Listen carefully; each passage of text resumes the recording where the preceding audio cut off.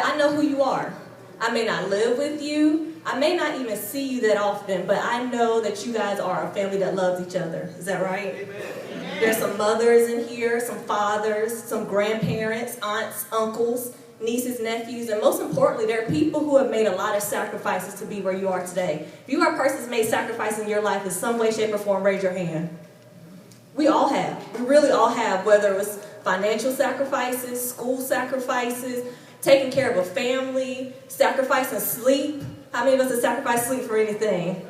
Right? Some of us do it more than others. And one thing I want you to know is that I also know a secret about you. Didn't think I knew that, huh? This secret is that you guys love your family so much. You work so hard in your careers. You work so hard in your jobs. Some of you are retired and went back to work that you're stretched so thin sometimes. Has anyone ever felt like that?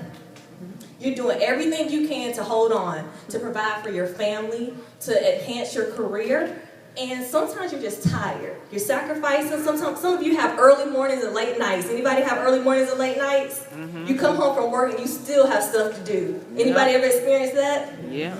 The great thing is that a lot of you guys are really good at what you do. You're active in your church, you're active in your community, and a lot of people really look up to you. So you're the person that they call when there's a problem. Like my dad is the one, the jack of all trades. He fixed our yard looks like a car lot because he's always fixing somebody's car.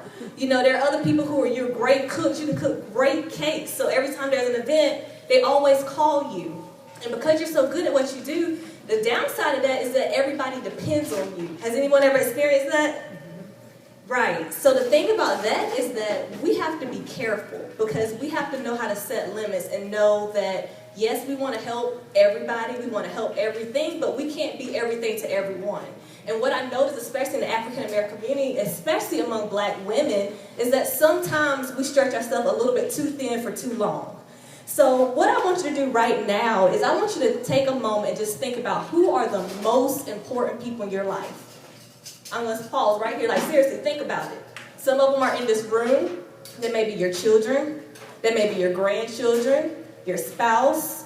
There may be people who are working, people who've been with you through thick and thin, who prayed with you, who've been there to celebrate you in your good times, the ones who you know have your back no matter what. So do you guys know who those people are in your mind? You got it?